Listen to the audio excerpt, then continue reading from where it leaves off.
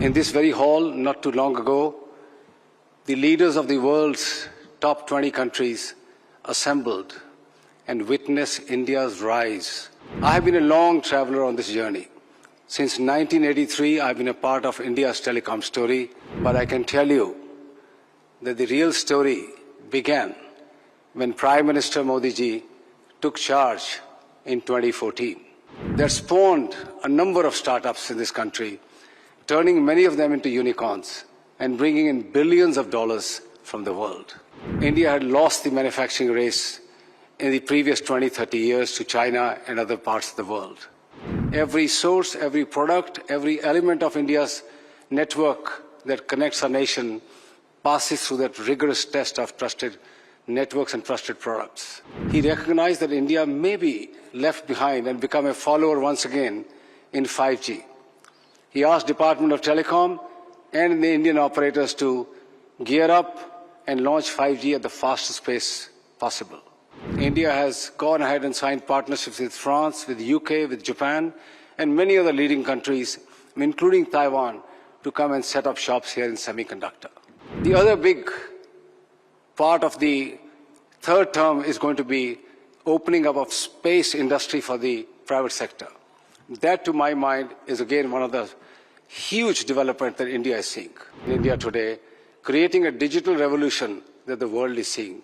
Honorable Prime Minister, Bharti Airtel will play its role in your vision of building a very powerful India. Adaniya Pradhan Mantri, Lokpriya Modi ji, Honorable Minister of Communications, Mr. Sindhya, Honorable Minister of State, Dr. Chandrasekhar, other senior government dignitaries, Secretary General ITU, and a long-standing friend of mine for over 20 years, Doreen, and many of my industry colleagues who are here today.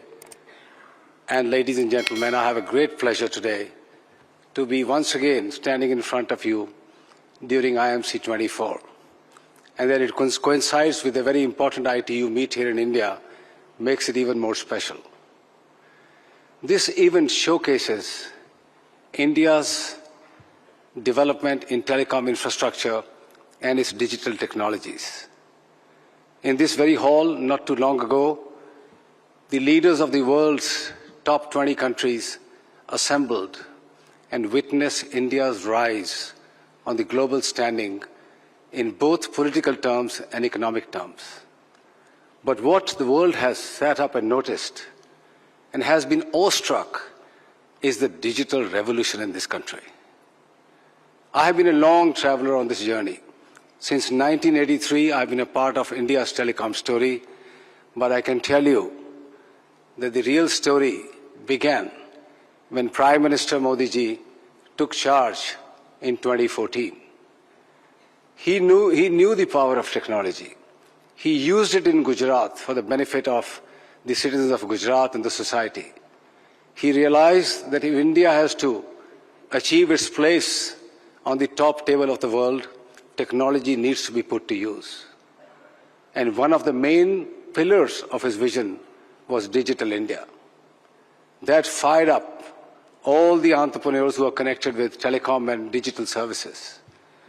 That ushered in the 4G revolution in this country within 2 years of his assumption of office. That brought in smartphones in the hands of not just rich urban Indians, but in the poorer Indians in the most rural and hinterlands of India. That, as our minister rightly said, ushered in a revolution of digital broadband connectivity that connected them to wonderful services that both private sector and indeed the government and public sector had to offer. That spawned a number of startups in this country, turning many of them into unicorns and bringing in billions of dollars from the world.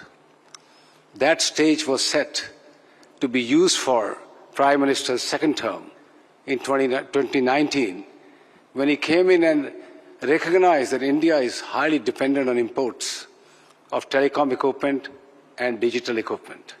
India at that time was importing nearly $500 billion worth of equipment from all over the world, including from our neighboring country. He asked Indian entrepreneurs and world corporations to come and set up manufacturing bases in India. And I mentioned this before here, India had lost the manufacturing race in the previous 20, 30 years to China and other parts of the world.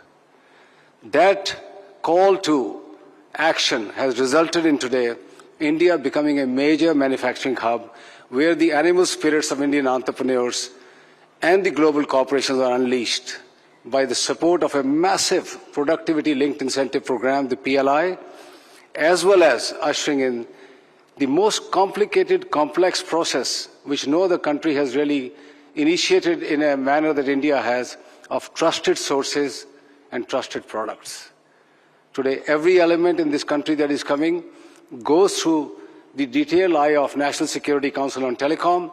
Every source, every product, every element of India's network that connects our nation passes through that rigorous test of trusted networks and trusted products. This is seminal development which other countries need to follow very quickly. Before the second term expired, he recognized that India may be left behind and become a follower once again in 5G. He asked Department of Telecom and the Indian operators to gear up and launch 5G at the fastest pace possible.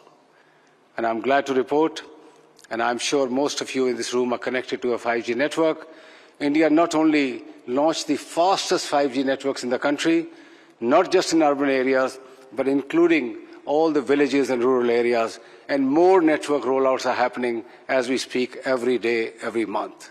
And within a matter of next 12 to 18 months, again, each and every part of the country will be connected through a very powerful 5G network.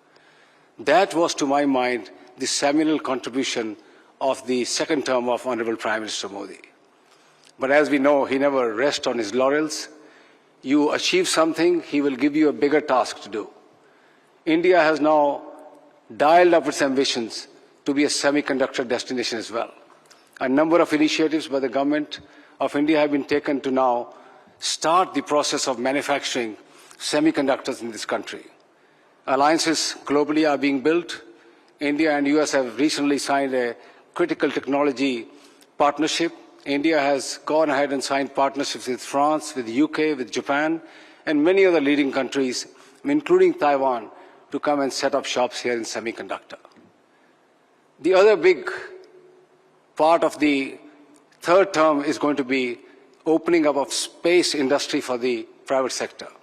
That, to my mind, is again one of the huge developments that India is seeing.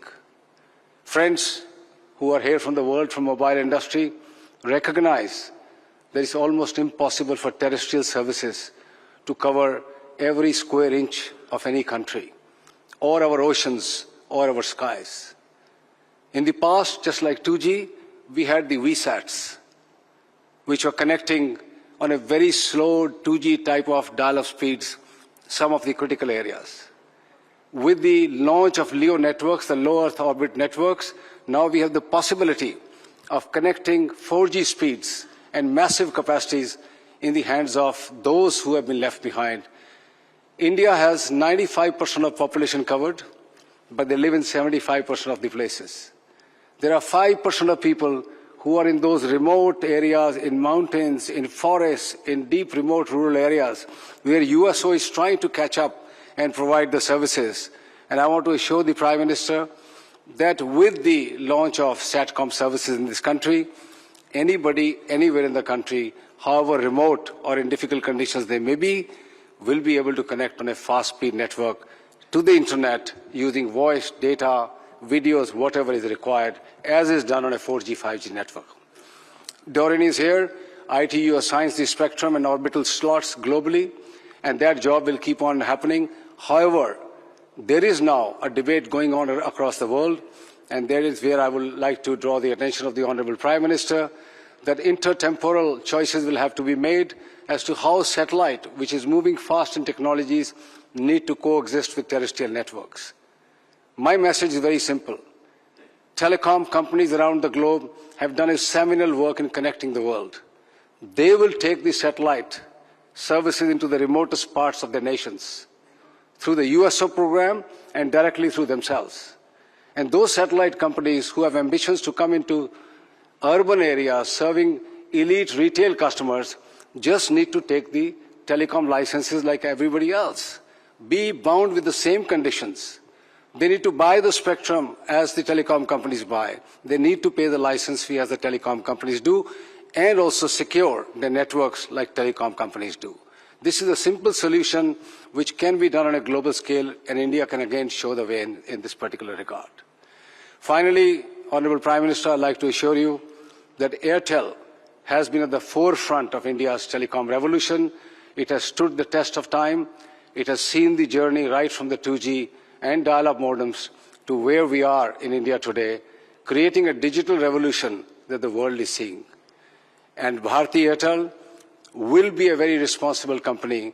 While building these fanciful networks, it will be responsible towards its customers, it will be responsible towards its stakeholders, and I'm glad that Airtel took the initiative of launching India's first anti-spam network, blocking in billions of calls coming from scamsters, billions of messages coming from fraudsters to secure the lives of our customers. We are now working with the industry to ensure, and with the Department of Telecom, that our people, when they're using these networks and enjoying all those services, are safe and secure. Honorable Prime Minister, Bharti Airtel will play its role in your vision of building a very powerful India.